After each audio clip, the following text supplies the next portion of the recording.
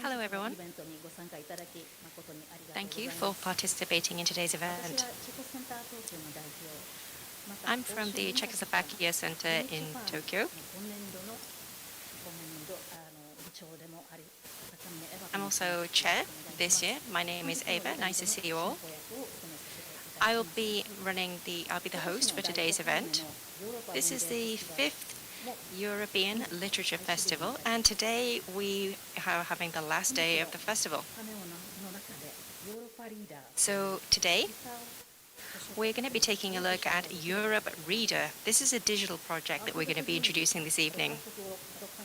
We're going to be going through 6 different countries in alphabetical order, and we're going to be introducing you to some works which have been selected for this digital Europe Readr project. Before that, let's take a look at the reader itself.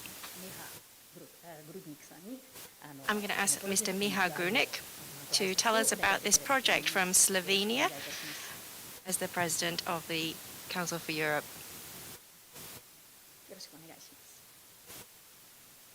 Please go ahead.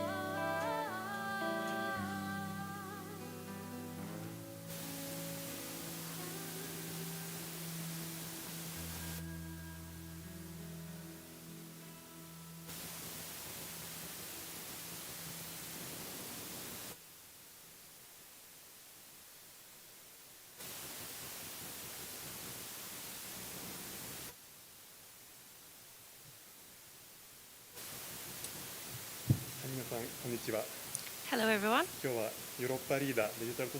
Today, the Europe Readr Digital Library. Thank you for joining this panel today. With the European countries, we've been working with the Europe Readr project. My name is Björnik. I'm from the Slovenian Embassy. The main project here, Europe Readr, the digital library, we're going to be introducing 6 works that are able to be enjoyed through Europe Readr. But first of all, let me tell you about what Europe Readr actually is. First of all, Europe Readr is something that the Slovenian Foreign Ministry has started as a project since July 1st. With EUNIC, the EU National Institutes for Culture, we are looking to engage with this in various parts around the world. With this project, we're trying to encourage reading so that you can freely read European literature anywhere around the world. You can choose European literary works, and this is for all of the member nations of the EU. It's a digital platform and digital or electronic library which we're making available. From July 1st this year through December 31st, the future of living is a theme that we are using for selecting works, and those works can be enjoyed for free. In Japan, the EU headquarters, Finland Center, Czech Center, List Hungary Center, the Goethe Institute, the Denmark Embassy, the Ireland Embassy, and also the Portugal Culture Center has been conducting this project. Also, with the opening of the digital library as a Japan project, we've been working with a place called Kitasenju in Japan, and we've been working with a community space called Sensuku in Kitasenju. looking at reusable materials in its installation. And it's a facility that has been built that we've been supporting. At that facility, anybody can access the digital library and can freely talk about the contents of what they experience in the library. It's a place for people to exchange views and opinions. I hope that you will all, if you have an opportunity to go to Kitasenju, that you'll visit this facility. I'd like to show you a short video showing you the facility in Kitasenju. 東京都足立区北千住にあるコミュニティスペース千津区に人々に読書を進める屋外インスタレーションが設置されました。このインスタレーションは人々が集いヨーロッパや日本の文学作品を楽しむことができる屋外図書館として機能します。リサイクル素材を使用して作られた読書スペースは道行く人々の憩いの場として読書を通じて互いの感想や意見を交換する機会を提供します。このインスタレーションは多様性、連帯感、理解を促進するヨーロッパリーダープロジェクトの一環です。北千住にお越しの際にはぜひ千津区にお立ち寄りいただき読書をお楽しみください。ヨーロッパリーダーのデジタルライブラリーもご利用ください。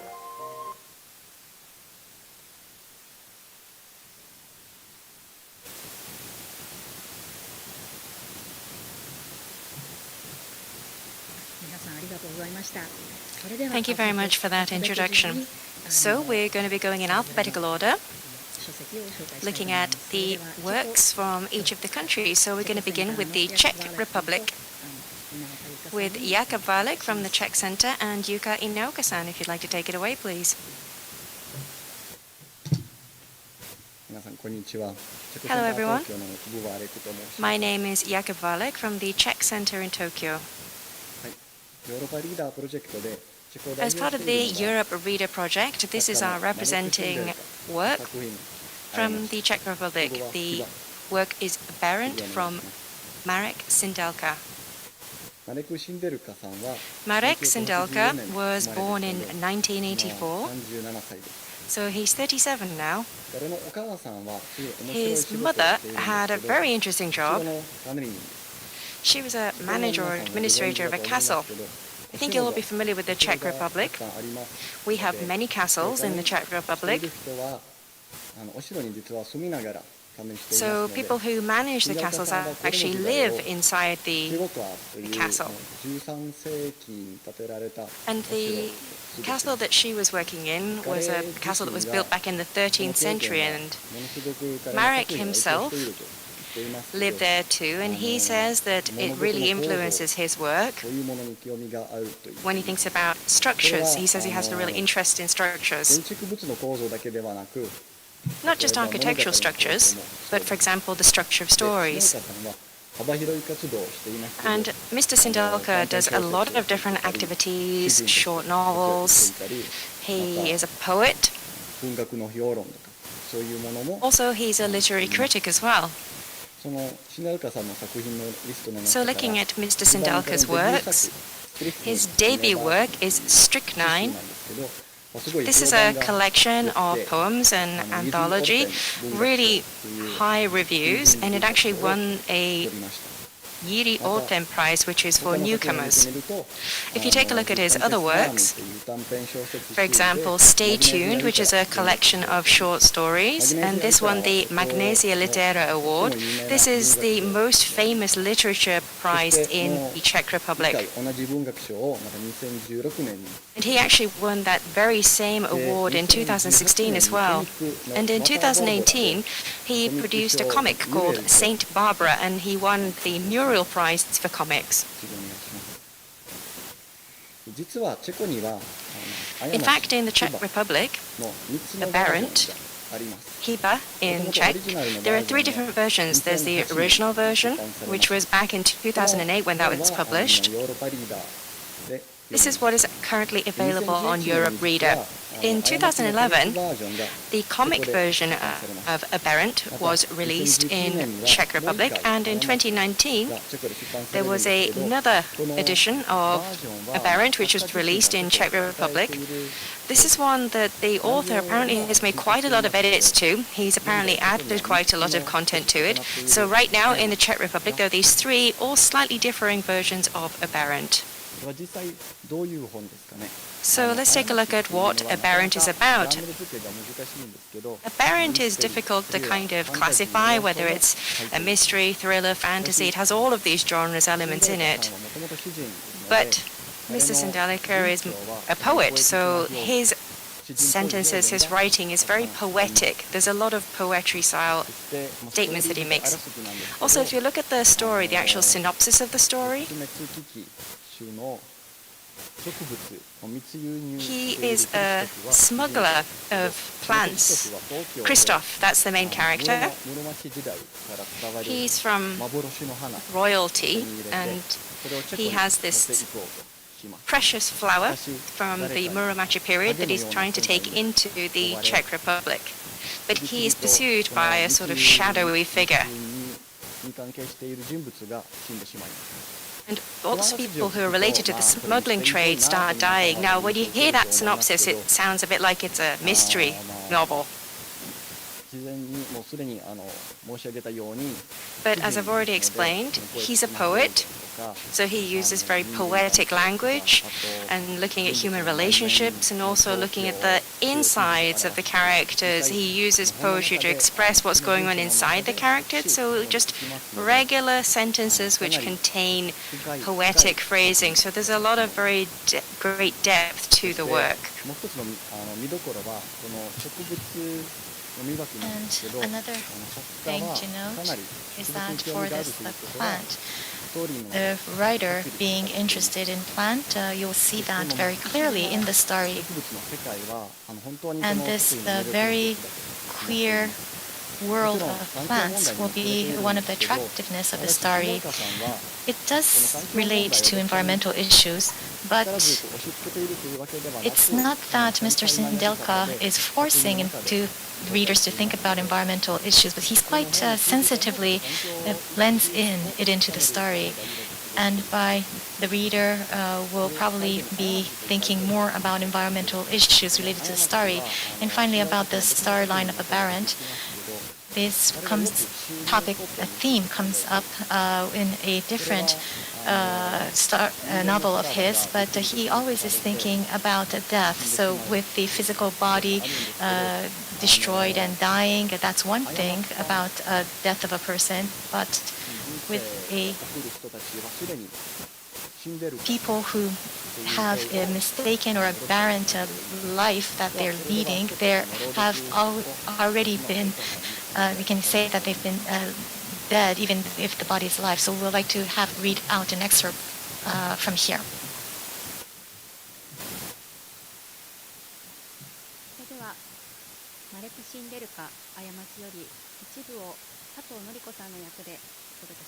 So this will be translated by Ms. Tokuko Sato.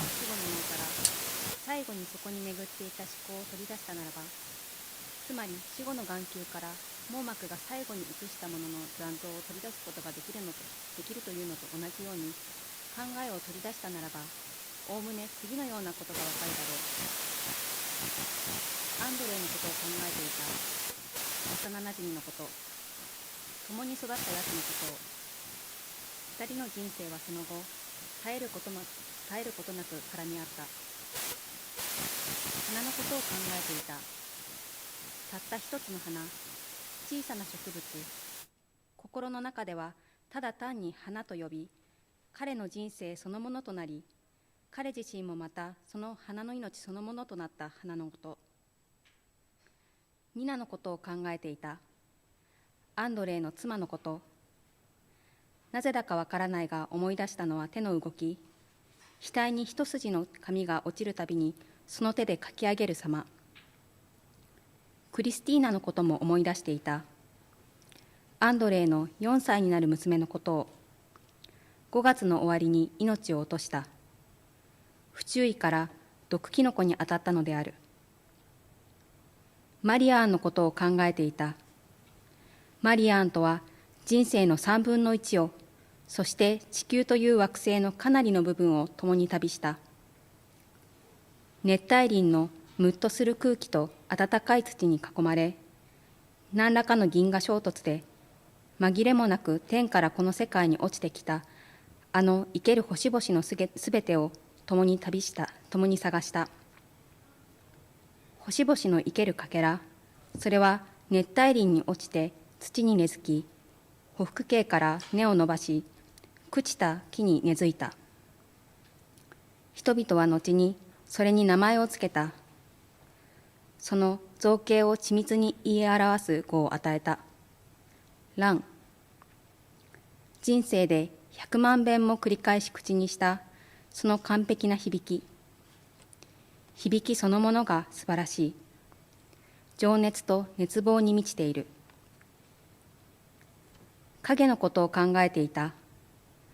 このところずっとどこかクリストフの背後に立っていた誰かのことを見張られていたのだ。ここまで古きヨーロッパの奥深く、ポーランドとの国境まで来る道中も、どこへ行くときにもクリストフは確信していた。そいつは絨毯についた踏み跡が消えてしまわないうちに、もう同じ場所に踏み込んでくる。そいつはドアノブや地下鉄の手すりにクリストフの手のぬくもりがまだ残っているうちに、もう手をかけている。名前はわからない。名前などないのかもしれない。クリストフには時折、追跡者はここのものではないかのように思われるのだった。ここの、つまりこの世界のものでは。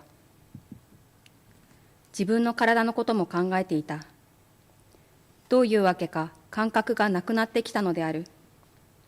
それから自分を取り巻く世界のことも、突然思ったようにはいかなくなってしまった。毛細血管のことを考えていた。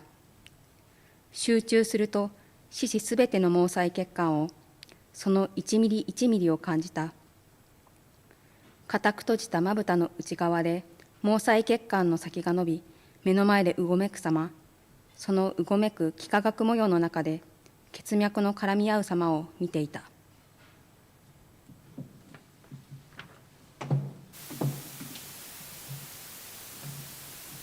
皆さんありがとうございます。チェコセンターのプレゼンでした。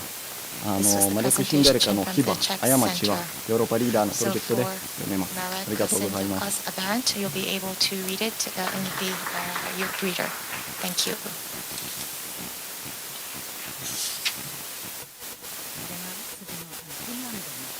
Thank you. We'll go on to Finland.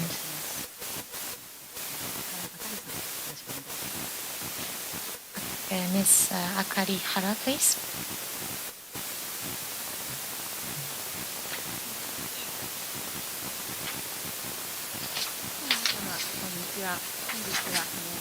Hello, everyone. Thank you for this opportunity to speak in front of you today. From Finland, what we would like to introduce is the work of Sanna Pellissioni, We Had to Leave. And I am the academic research coordinator at the Finland Center. My name is Akari Hara. This time, Sanna Pellissioni, who we are introducing today, she is Finnish, illustrator and graphic designer, and also children's book writer. And as you can see in her last name, she has roots in Finland and also Italy. Currently, she is living in Helsinki, but originally in 1976, she is originally from Oulu of north of Finland. At Oulu University, she has received her degree in biology, and because she has the roots in Finland, the Pekka Haran Institute, she has learned art, illustration, and graphic design.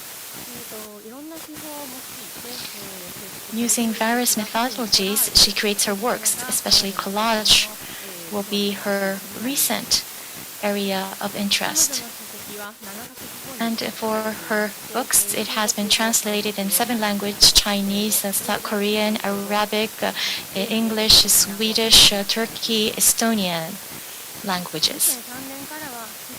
From 2003, she has been active as a freelancer, and for young adults and also for children, she is publishing her works. And in 2019, the Adventure Award, that is a prize for illustrators, has been presented to her. And her main works will be the Omni Poika series, the picture book series. This is very well known. And in 2007, she started to create her work for her own children, and after that it was published. But now this series has continued on for her 15th series. She writes her works from the children's perspective, like going to the nursery schools, going to preschool, and about the path to go to the nursery school. Also from environmental issues topics, topic of recycling was one of the series, book series.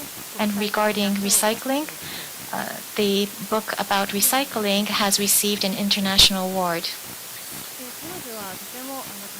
She has a lot of talent, and not only children books, but she also has been writing haiku poems in Finnish language, and she has a book that is a haiku collection. And this is the titled To the Exploding Heart, equality and also the natives of Finland, native ethnology, ethics, natives in England, Finland, and also the recent, very close by topics like the environmental issues is her interest. And I would like to read in Finnish and the Japanese translation.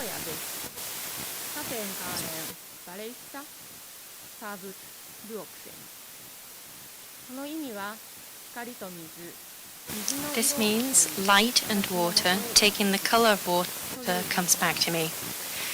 That's the meaning behind that. Next.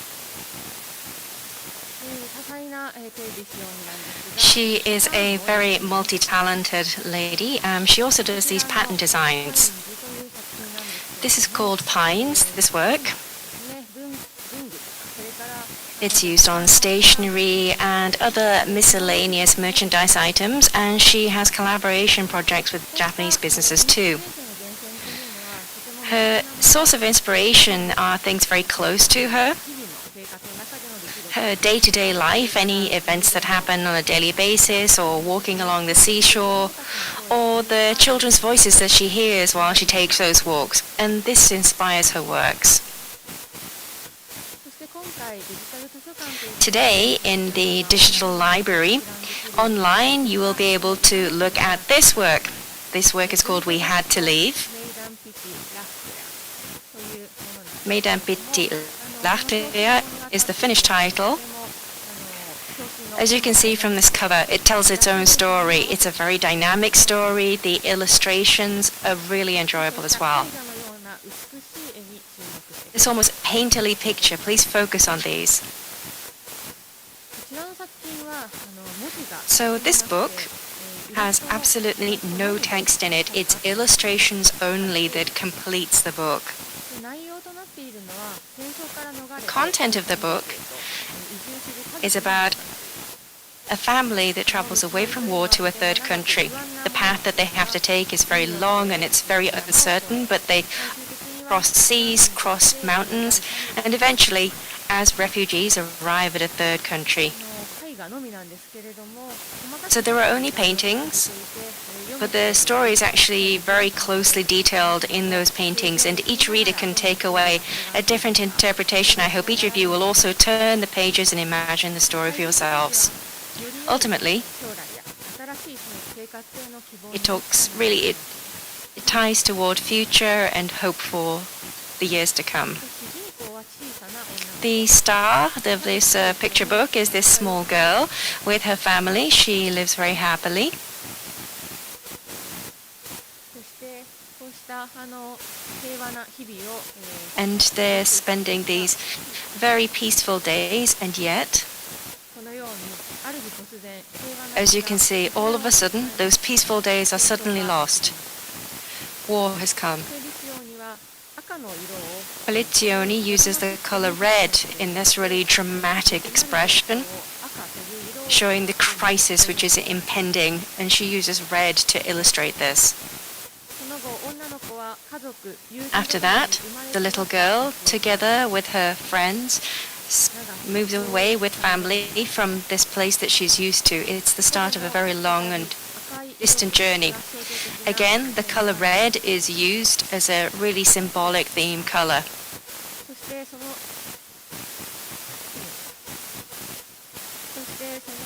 長く険しい道のりという So along that long and dangerous path that they take, this is outdoors at night time, and this is how they continue through their journey.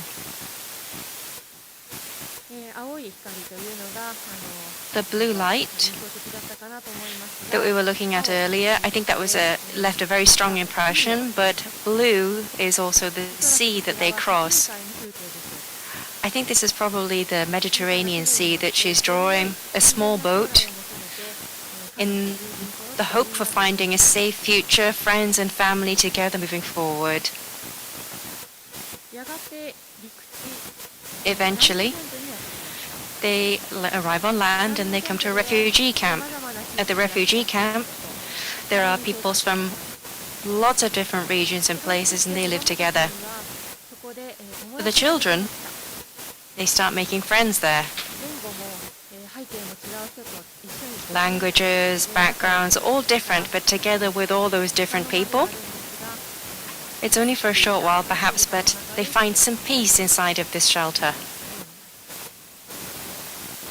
やがてやってきたところは多分ですね Eventually, where they arrive, 難民のオフィスです this is an office for refugees. さまざまな書類を準備して提出 You can see all these different documents that are prepared and submitted, and then eventually they are recognized as refugees. そしてこの親子家族は And this この北の国 family go on an aeroplane and head to a northerly country. 旅の描写がありますけれども You can see the key that's been drawn. 北国は雪が降る So eventually they come to this northern country, a place where in the winter snow falls. The family have arrived at their new home. 新しい家では窓の外 In the new home, outside the windows of the new home, とても暖かいですが inside the house, sorry, is very warm, but outside of those windows it's very cold. 光のある生活が始まります And finally, this is a bright future, a bright life that they begin. The children see the snow for the first time in their lives and are overjoyed. And they can begin their new life with their families and with their new friends. というところでこの本は終わるんですけれども And this is where this book ends. 様々ですし Interpreting this can be multiple ways, and Sanna Pellizioni herself focuses on modern day issues and problems. 世界全体で問題にな And this is for an issue that is common across Europe and around the world. ただ優しい光 She hides nothing, but she uses a very light touch, a very soft and gentle touch in her illustrations to express this story. ありがとうございました Thank you very much. ぜひフィンランドセンターの SNS 等もフォローしていただいて I hope you'll be able to follow our Finland Centre social media platforms and accounts, and I hope you'll take a look on the digital library platform. Thank you very much for today.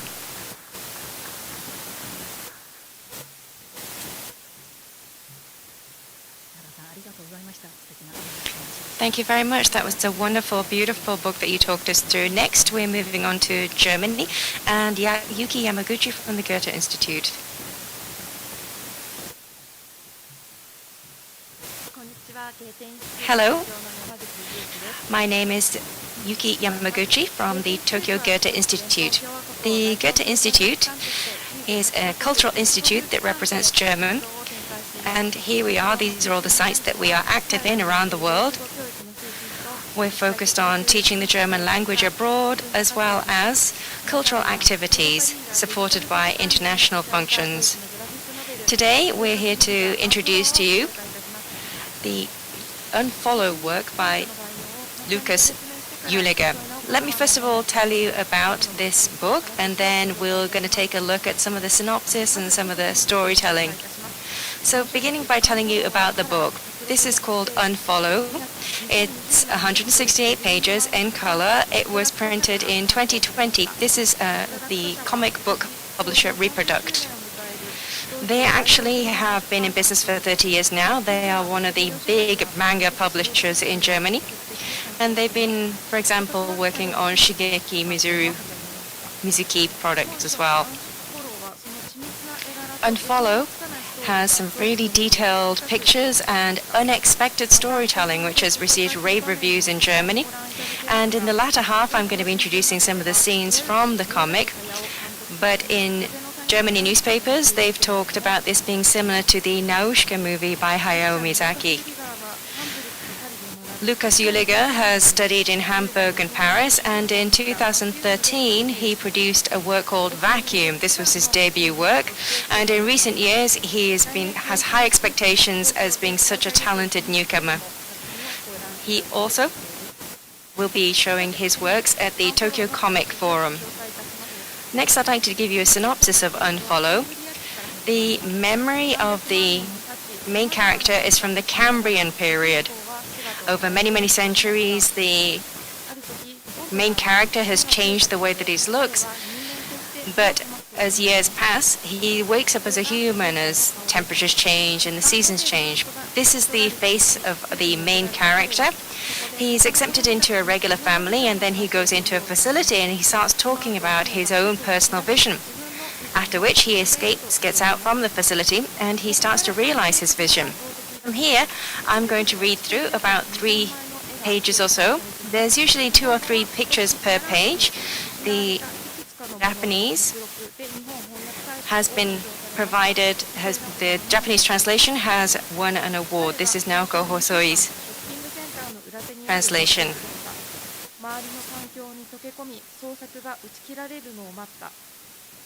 それからソーラーパネルをどこからか調達し、ショッピングセンター内のキャンプ用品と電化製品の売り場に忍び込んだある準備をするために、アースボーイの第2の旅と我々が呼ぶもののための準備だった。彼は国立公園の奥深く分け入り、そこに野営地を作った。時が来たのだ。世界と交信すべき時が。彼は世の中から最も離れた場所からネットにアクセスした。アカウントを作り、ゼロから始めた。最初の動画で彼は説明した。周辺の環境を分析する方法や、自然から何かをもらうことによって自然とつながる方法について、一番いいのはいろんなものを少しずつもらうこと。すると自分の体が教えてくれるようになる。どの栄養素が長期的にどれくらい重要で、どこにどれくらいの濃度で含まれているか。それらの栄養素がすべてどこで見つかるか。どうすれば持続的に自然と調和しながらそれを栽培できるか。獲得したエネルギーをどう配分するのが最善か。どうすれば自然とほぼ完全に共生できるか。こうして彼は森での生活を始め、それを世界と共有した。この頃すでに彼は画面を通して人々に影響を与えることに成功していた。彼のチャンネルを偶然見つけた者は、その言葉に耳を傾けた。彼はこの惑星について語り、その言葉は専門家たちを驚かせた。彼の本当の年齢や地球史の年代ごとのさまざまな生物種の発生と消滅についても語った。こうして主人公ことアースボーイは、環境や天気、持続可能性についての動画配信などをはじめ、一躍インフルエンサーになりました。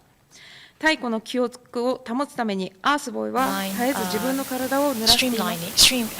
Video stream views, and then among the young people, the moist future with the hashtag that they're used, and it becomes popular to post these photos with their wrinkled fingers full of water, and also goes into meeting the extinct animals. That has become a popular video. And Earth Boy has started to put tattoos on his body with extinct animals, and that becomes the top page of the Time magazine, cover page of the top magazine.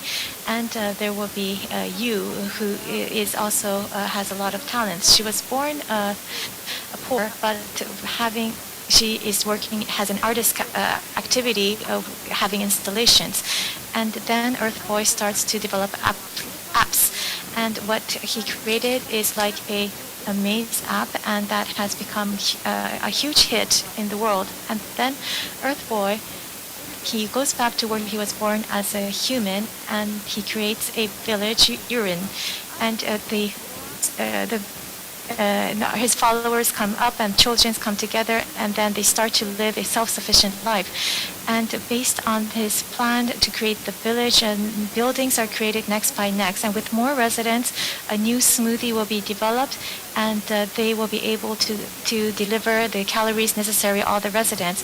And through apps, this is distributed, and something similar villages in like L has been built around the world. So I'll read out several pages from here too. この温室もそうだ。アースボーイのいおり。ここで L で地球の一番重要なプロセスが行われた。アースボーイはこの場所で彼と我々を隔てるものを取り払った。すべてを伝授するため我々を毎日呼び集めた。我々が彼の知識をすべて吸収できるように。ここで彼は毎日深い瞑想と嗅覚に没入した。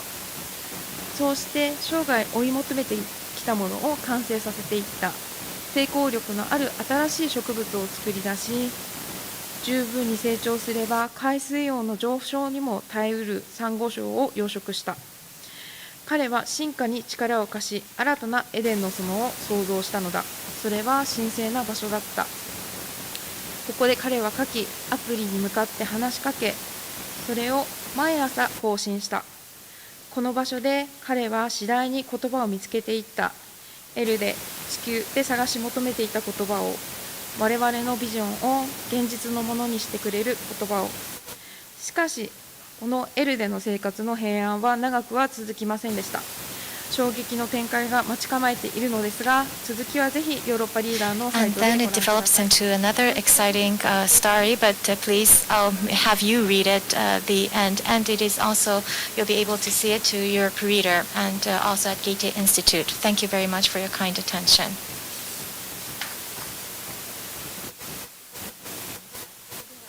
Thank you. We'll go on to Hungary. And List and Hungary Culture Center Director,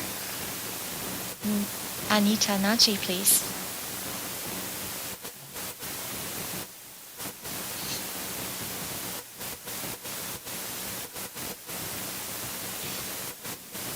Thank you for the introduction. I'm from List Hungary Culture Center. My name is Anita Nagy. Today, I'd like to introduce the illustrator designer Rufus Kinga. The work is titled Home, Autumn. So I'll first introduce Rufus Kinga. Born in Budapest in 1970, she is a picture book illustrator and a designer. In the past, she also created animations too. As the illustrator of the picture books, she is highly reputed and very popular in Hungary. Actually, there's a Hungary short story novel based on a Japanese old traditional story, and she received an award in 2011 from the Hungary division of IBI. She created the this year's award for the illustrated works. And what we are introducing this time, the title is called Autumn in Hungarian. It is not published in Japan yet, so I made a temporary translation and called it Home as a title. And I'll be showing the pictures in the book and explain the story. So I'll first explain about the genre. As it was introduced from Finland, it is a silent book, but this silent book, it means, the definition is that there is no words. So you will follow the storyline just with the pictures and to see the development of the story.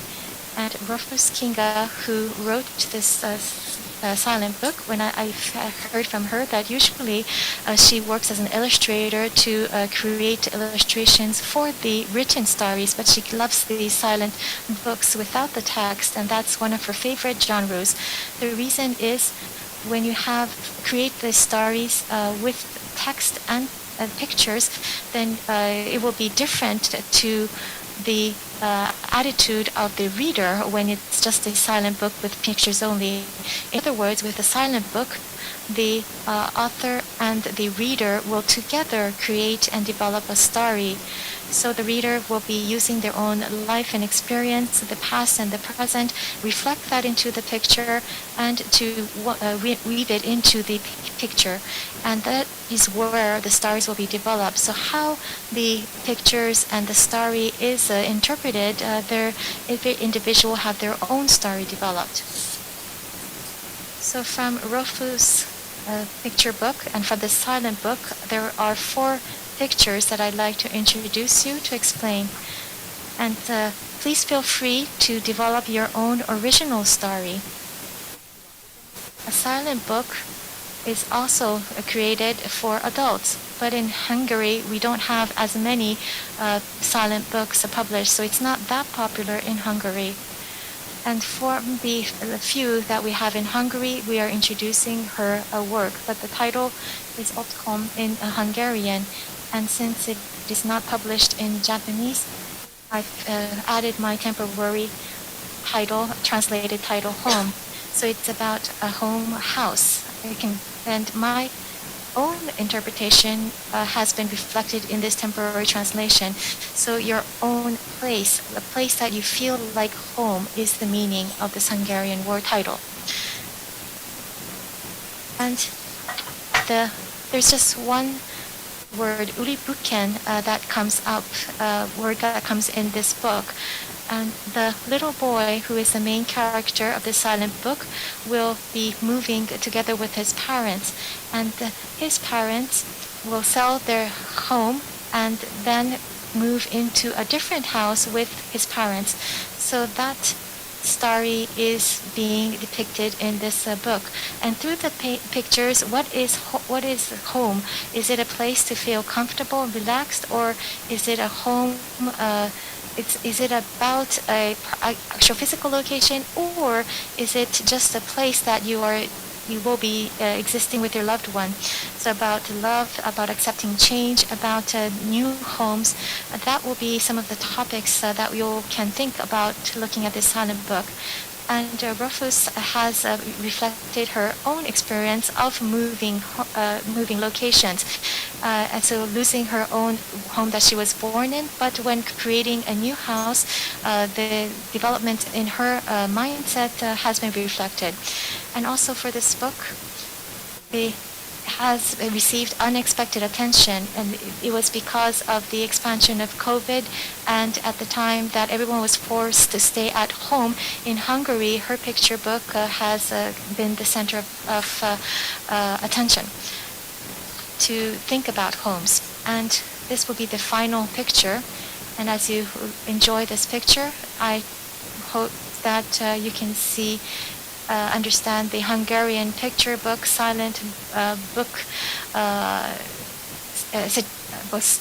provide an explanation. So in Hungary, the golden age of illustration and picture books was Pari Veronica, the Last Lion. There were great authors and illustrators in 1960s and 1970s. And at the time, Hungary was a socialism country, and for many of the writers and also the novelists, the picture book was the only area that they were able to develop their own works. And for the children's literature and illustration in 2000 years, going into 2000s, then Hungary shown another a burst of these good works. But the publisher, they have in the background, the publisher is being focused on the the illustrations. But silent books are not so much seen in Hungary yet. But this time we have been able to introduce a silent book that is not so much popular yet in Hungary. And Rufus Kinga's work is not published in Japanese yet, but you will be able to enjoy it online in various sites online. And for all the pages in home, the Europe Readr is introduced on the Europe Readr, so you can see from the beginning to the end of this book. And in addition, the List Hungary Culture Center's site, based on this book, the animation has been created and is also shared on our site. It will be about a 10-minute animation, and I hope you enjoy that as well. The image of this picture book has been developed into an animation. It is a great animation that I encourage you to see. And in Azabujuban List Hungary Cultural Center, we have a VR works prepared, including Rufus Kinga's works, and there will be an illustration exhibition that you'll be able to enjoy. So I would encourage you to visit us. Thank you very much.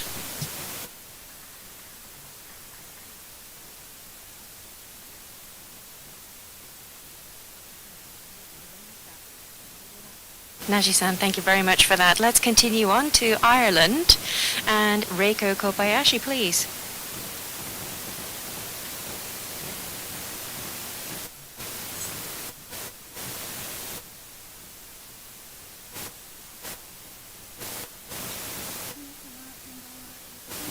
Good evening, everybody.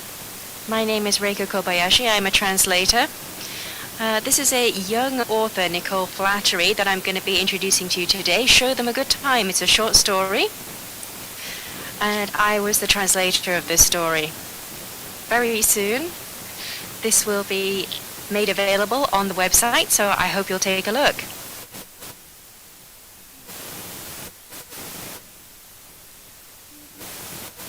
So to start with introducing to you this particular short story, Show Them a Good Time is something which was published in 2020, published by Stinging Fly in Ireland and Bloomsbury in the UK. So it's actually the title story in a collection of short stories, really rave reviews.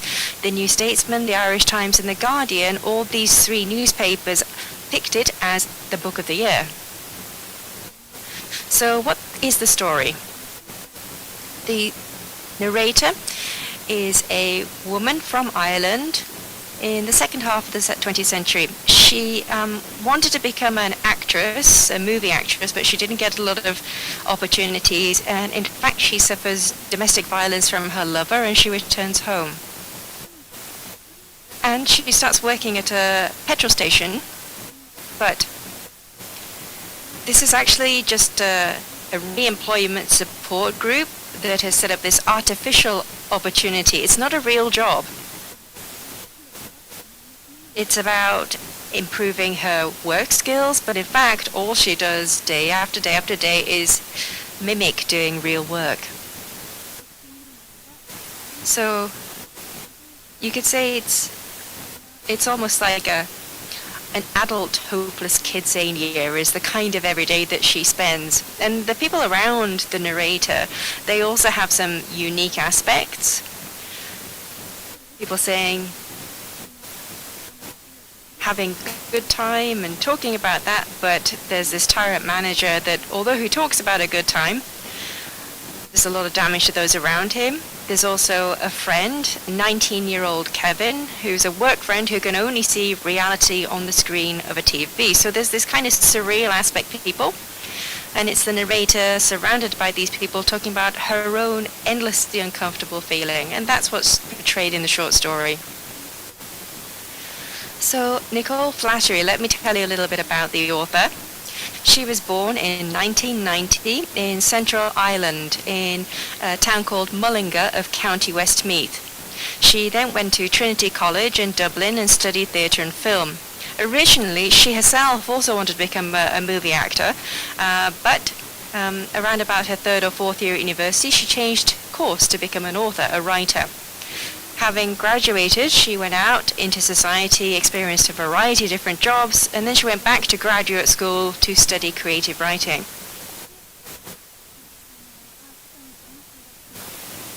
She received a grant from the Arts Council and started doing a variety of different works, producing works, and in 2017 she was awarded the White Review Short Story Prize, and in 2020 this Show Them a Good Time has drawn a lot of attention. Next year she plans to publish a long novel called Nothing Special, so I'm really looking forward to that.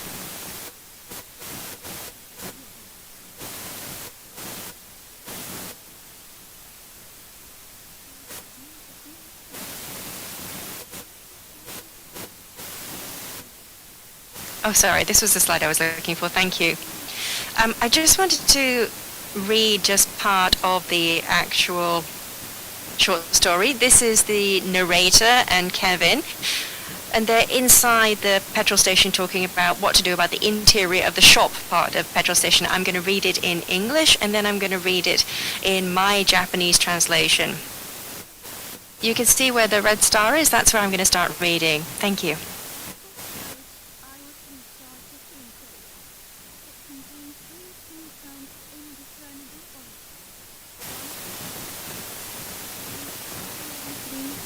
A postcard for skyscraper, and a grocery fridge floating in the middle of the floor.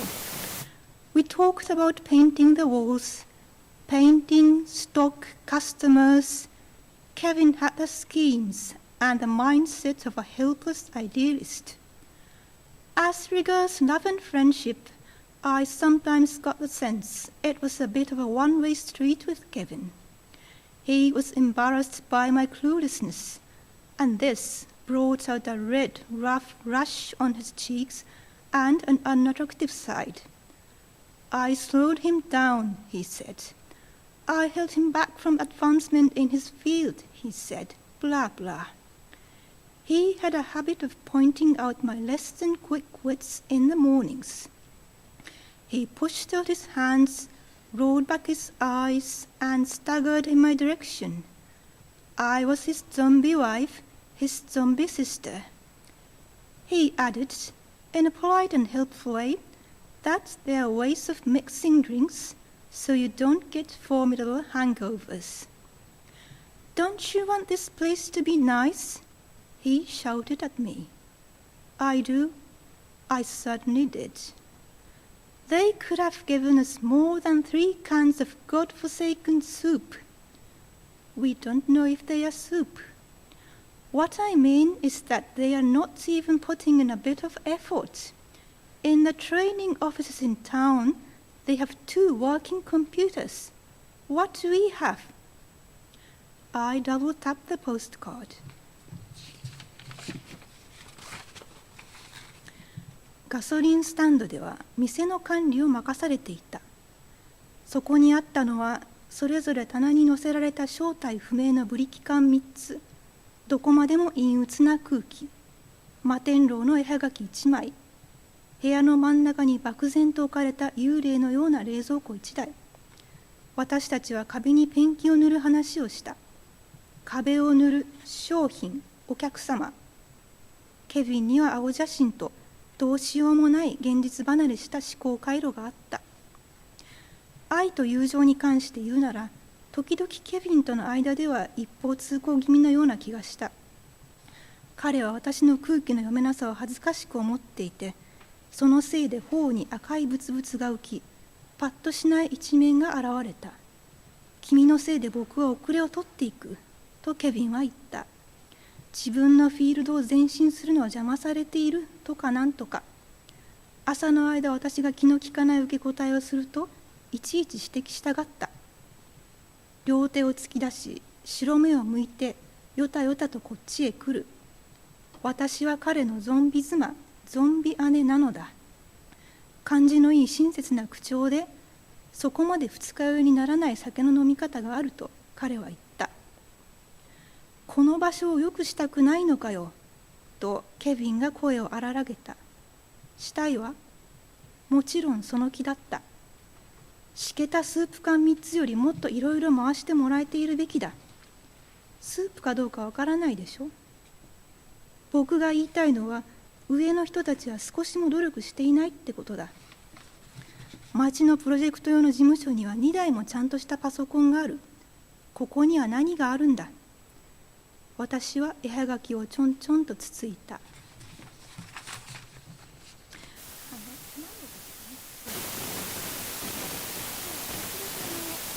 So just very briefly, I wanted to talk about the translating of this particular work and the kind of things I was thinking about. So what's interesting about this particular short story is geographically, but also psychologically, it's not quite the older island. It's not quite as constrained a setting. I think there's a lot more release in this island. Obviously there is social and historical context, and there are certain sort of Celtic aspects that I can see, but I think there are more universal aspects from the wider world, both psychologically and economically. There was a little bit of isolation from those elements. In the local, critics have talked about a precarious living, precarious lives, saying that that is what is being depicted here. So in that sense, when I was translating this short story, the voice that I really focused in on was modern Japanese female writers and how do they write, like Sayaka Murata or Natsuko Imamura. I was looking at those kind of modern Japanese female writers to see what their female male characters looked like. And they often have a kind of slip, a disparity with the world. They can't quite fit in with what's normal, or they don't really want to fit in with what's normal in the world. So they are always in conflict with the rules of the world, and they end up having some very unfortunate occurrences and meetings, but sometimes because of that they can break down some of these rules of the world. It kind of enables them to do that. So in Nicole Flattery's story as well, looking at her characters, I felt that there was that similarity in her characters. In that way, I was looking at this tie with Japanese writers. So I kind of think that this is a possibility to open up modern Irish society to Japan. So I think I'll be rushing through the rest, but the remaining time I'd like to introduce the Ireland modern women writers, similar generation as Nicole. So Sally Rooney, I think you've heard of her name. Conversation with Friends has been published in Japanese this year. And second, Sarah Bohm, born in 1984. I'm actually the same age. And 2016, there was a wonderful Spill, Simmer, Falter, Wither published. And next is John Carston. Last year, she has been introduced in this the EU Literature Festival last year. And Danielle McLaren. She is a little bit of in an older generation, but this year she has been the panelist of the EU Literature Festival, and she had great things to say. So I think you all remember her. And then also a little similar older generation, the Nicole Emma Dono. The Room has been made into a film, and recently a new book has been published. Anna Burns. And last year from Kawade Shobo, Milkman was published and has been drawn a lot of attention. Thank you. Many people remember her. So the Ireland contemporary writers, they have various diverse voices. So I'm in the same generation, so I've been enthusiastic in introducing their works and looking forward to talk with you about their works. Thank you for your attention. Thank you. So next will be the final presenter for Europe Readr. The original source of this idea of Europe Readr, it comes from Slovenia, and from Slovenia Embassy, Miha Gordnuk and Nina Habian Villarreal, please. Good evening, everyone. I'm from Slovenian Embassy. I'm Nina Habian Villarreal. So, as a representative Slovenian writer, right now the Drago Jankar is quite known as a novelist, writer, and essayist, and short stories have been translated in 21 languages in Europe, Asia. It has been translated, and the American continent. And Drago Jančar was born in Maribor City, the Yugoslavia Socialist Republic, and in university studied law, legal studies, and also was an editor of a student journal, editor-in-chief. And from as a student, started to be involved, started to have interest in writing diaries. And in 1976, that Yugoslavia at that time, the government has interpreted him as a writer of a propaganda, a brochure, and therefore he was imprisoned. And in this small brochure, in Italy and in Germany, he was there was an incident of the supporter being murdered, and then after paying his military obligations, he returned.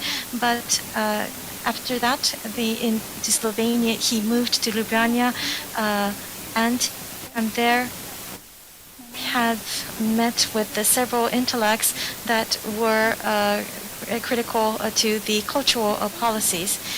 And because of the censorship, until the end of 70s, he was not able to publish his works. But in 1980s, the middle of 1980s, his works started to see the initial success, and his works has eventually been accepted very positively and become popular in Yugoslavia nationwide, and also in outside of Yugoslavia and Central Europe has been highly reputed.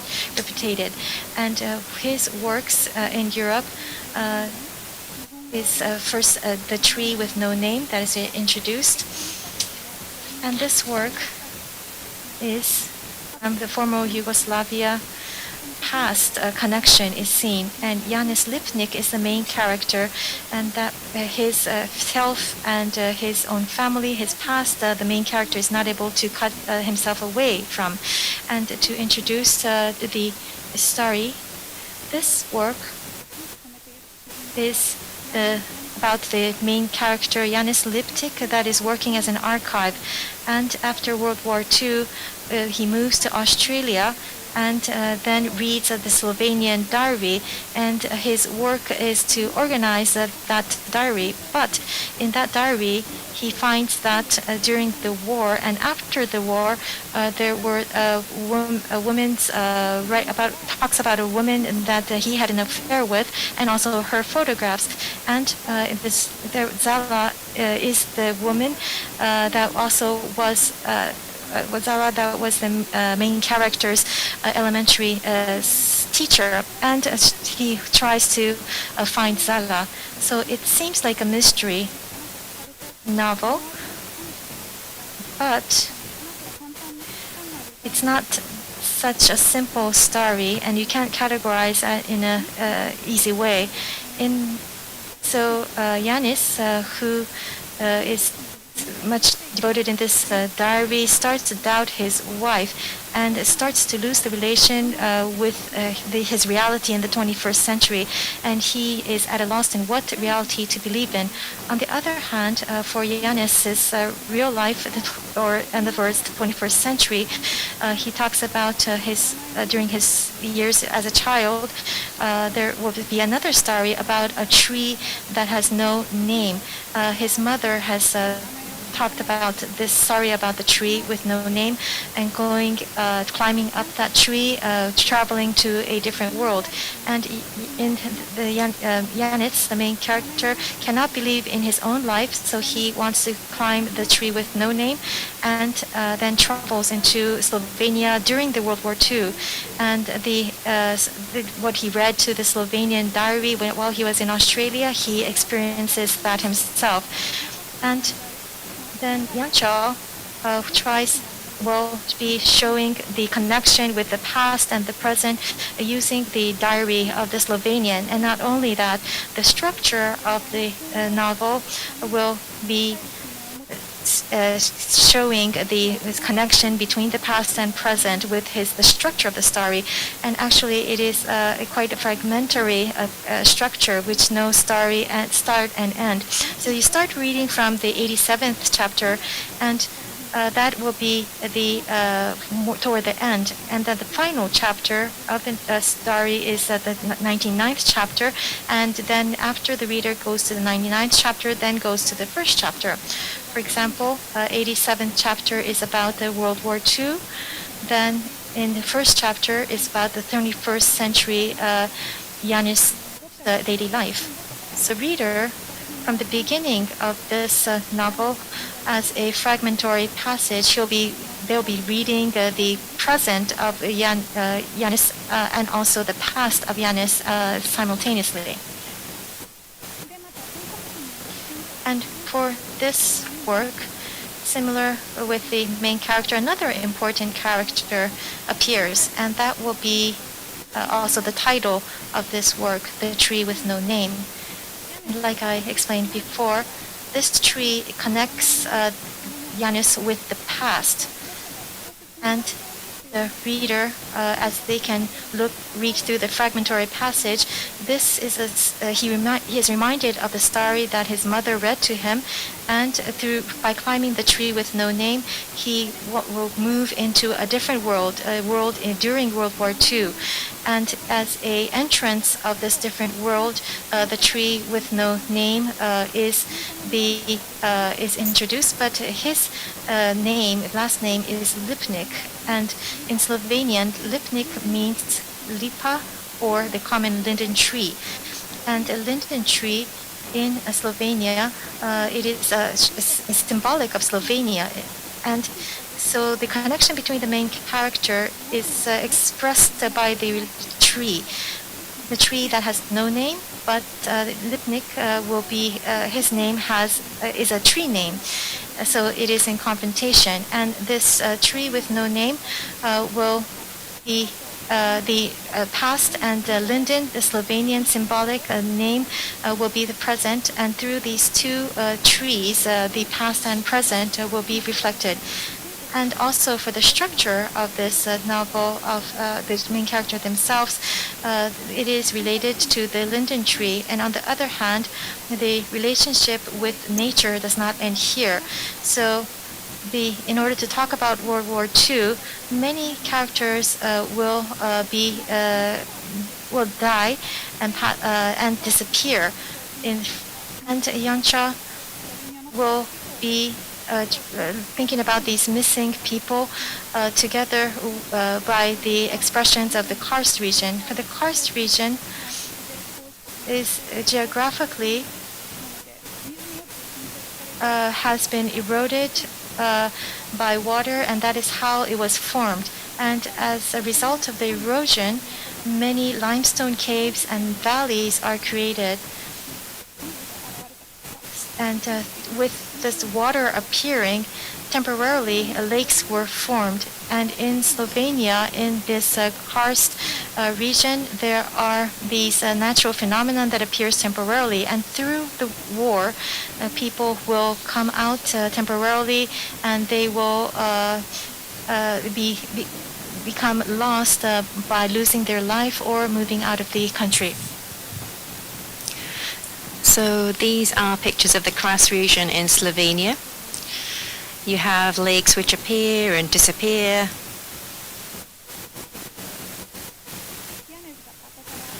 So Yanis is unable to escape the past. And that is because past and present are not separate and distant. The present is an outcome of the past, and the past still remains in the present. So in this way, Jančar's novel has this fragmented structure to tell the story of Slovenian history. The relationship with Slovenia's Najd, particularly Kars region. He looks back on history of Slovenia and thinks about the future, and he has the lesson that you mustn't forget the past when you think about the future. Jančar's novel will be available until December 31st on Europe Readr. You can access it on there, and you can take a look at the Slovenian original language as well as the English translation. If you have an interest in the novel, I hope you'll take the opportunity to look at it. Thank you for listening.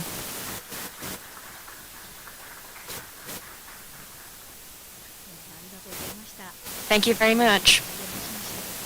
With this, we would like to close out this EUNIC Japan Europe Readr presentation.